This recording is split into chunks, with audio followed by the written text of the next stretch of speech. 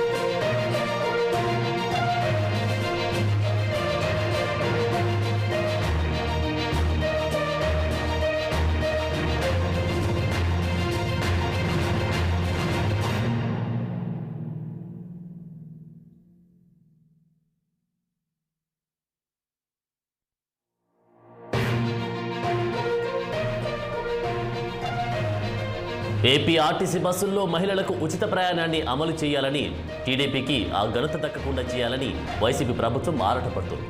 ఉచిత బస్సు ప్రయాణానికి సంబంధించిన పూర్తి వివరాలను జగన్ సర్కార్ ఆర్టీసీ అధికారుల నుంచి సేకరిస్తుంది. ఉచిత బస్సు ప్రయాణంపై టీడీపీ అధినేత చంద్రబాబు ప్రకటించినప్పటి నుంచి వైసీపీ ప్రభుత్వం అప్రమత్తమైంది. ఇప్పటికే ఆర్టీసీ రాబడిలో 25% తీసుకుంటున్నారు. ఇప్పుడు ఫ్రీ బస్సు ప్రయాణం అమలు చేయాలనుకుంటే ఆ రాయితీ భారం అదనంగా ఉంటుందని ఆర్టీసీ యాజమాన్యం ప్రభుత్వానికి నివేదిక అందించింది.